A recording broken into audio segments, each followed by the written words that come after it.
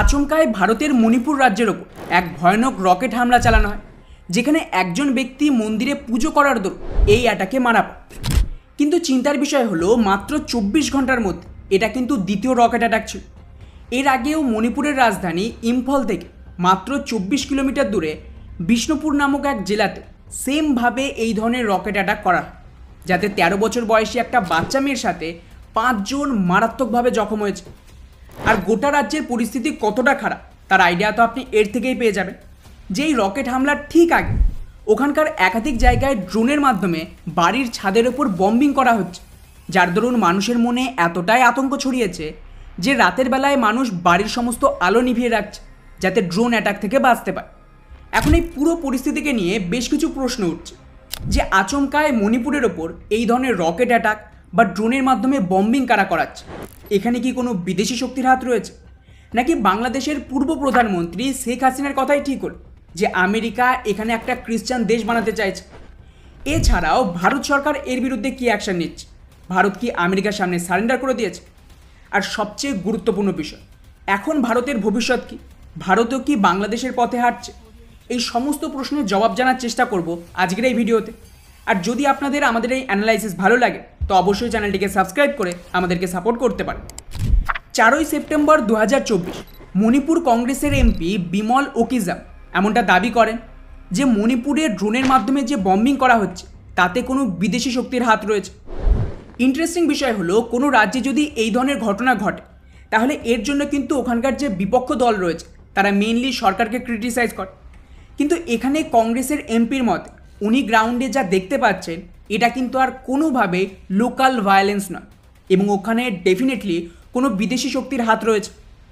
এখন প্রশ্ন দাঁড়াচ্ছে যে মণিপুরে ঠিক কোন দেশ ইন্টারফেয়ার করতে পারে, আর এই সমস্ত করে ওই দেশের ফায়দাই বা কী হবে?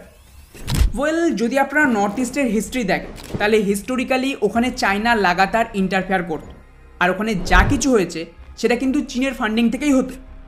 কিন্তু এখন মণিপুর থেকে যে সমস্ত তথ্য সামনে আসছে সেটা আবার অন্য কথা বলছে। এখানে অ্যাকচুয়ালি চীনের কোনো হাত নেই। যা কিছু হয়েছে তার পেছনের মূল মাস্টার মাইন্ড হলো আমেরিকা, আমেরিকার ডিপ স্টেট আর আমেরিকার ইন্টেলিজেন্স এজেন্সি সিআই।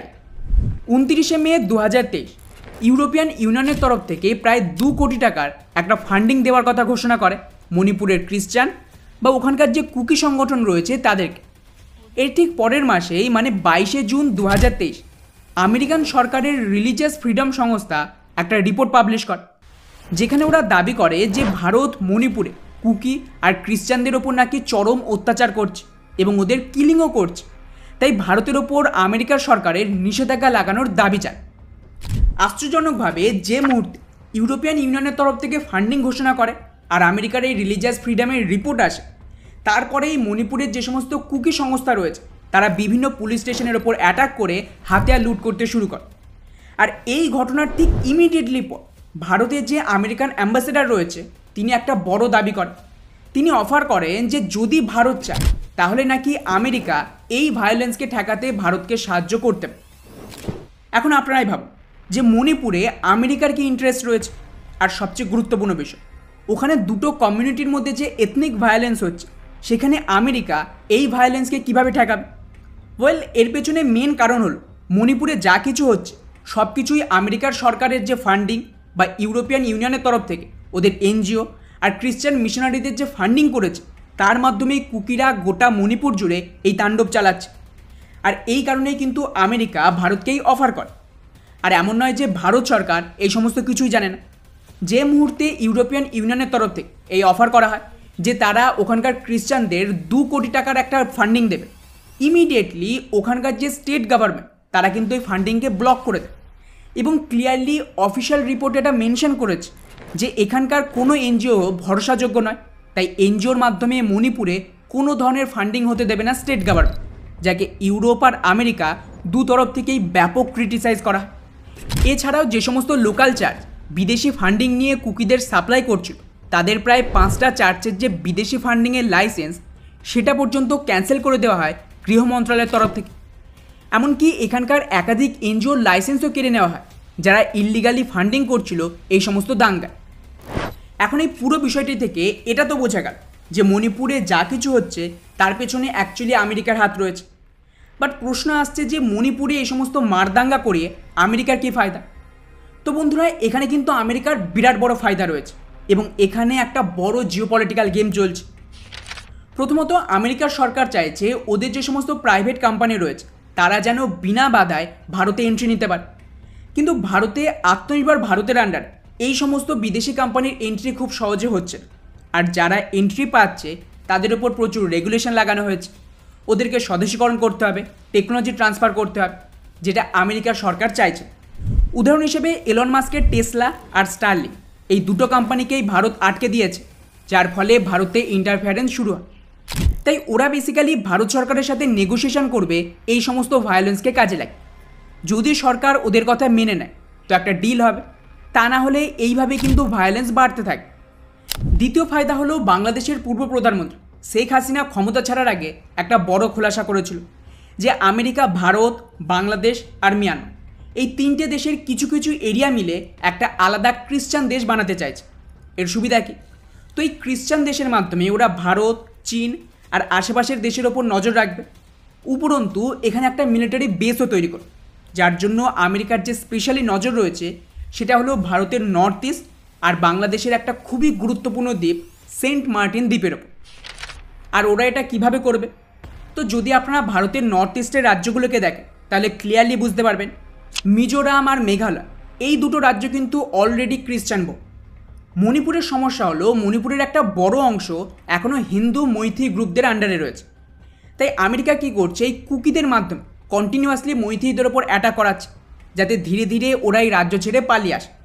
আর একবার যদি এই হিন্দুরা এখান থেকে চলে আসে তাহলে এটাও সম্পূর্ণ খ্রিস্টান বহুল স্টেটে কনভার্ট হবে।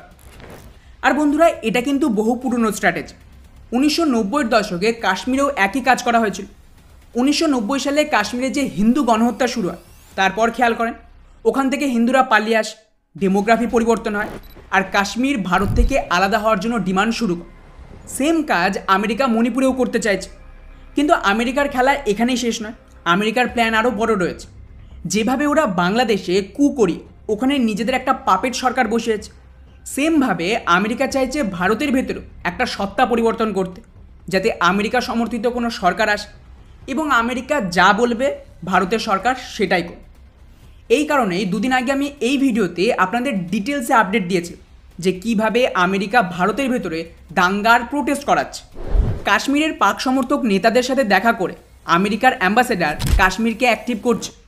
হায়দ্রাবাদে ওয়েসির সাথে দেখা করে দেশের মুসলিম পপুলেশনকে রাস্তায় নামাতে চাইছে।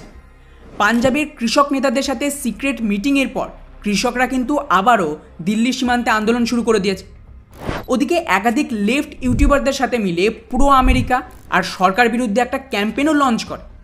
আর শুধু তাই না, আপনারা যারা আমার পুরনো সাবস্ক্রাইব তারা তো অলরেডি জানবেন আমি বহু আগে একটা প্রিডিকশান দিয়েছি, যে মুহূর্তে বাংলাদেশের সরকার পাল্টাবে ভারতের নর্থ ইস্টে আবারও আগুন জ্বলবে। তো খেয়াল করেন, এতদিন পর্যন্ত মণিপুরে ভায়োলেন্স হয়েছে, কিন্তু কোনো দিন শুনেছেন যে ড্রোনের মাধ্যমে মানুষের মাথার ওপর বম্বিং হচ্ছে, বাড়িতে বম্বিং করছে, রকেট অ্যাটাক হচ্ছে? কোনো দিন।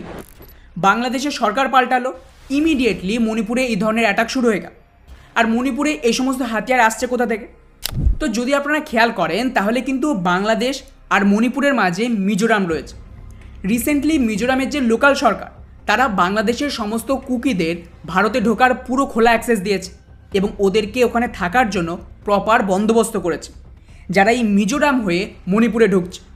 তো খেলা ক্লিয়ার, বাংলাদেশ থেকে এই সমস্ত সাপোর্ট আসছে যেটা মিজোরাম হয়ে মণিপুরের ভায়োলেন্সকে আরও বেশি বাড়িয়ে তুলছে। যাই হোক, এরপর আপনাদের মাথায় একটাই প্রশ্ন আসবে যে এই সব কিছুর পর কি আর ভারতের ভবিষ্যৎ কী? তো বন্ধুরা, এই সমস্ত কিছু কিন্তু নির্ভর করছে ভারত সরকারের ডিসিশনের ওপর। ভারতে অলরেডি একটা গঠবন্ধনের সরকার রয়েছে, তো আমার মনে হয় না যে ভারত সরকার খুব বেশি স্ট্রং অ্যাকশান নিতে পারে।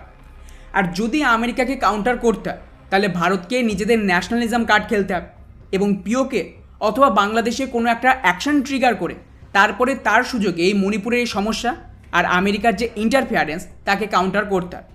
তা না হলে আপাতত এইভাবে ভায়োলেন্স বাড়তেই থাকবে। বাকি এই পুরো বিষয়টিকে নিয়ে আপনাদের কী মনে হয় নিচে অবশ্যই কমেন্ট করে জানাবেন। জয় হিন্দ।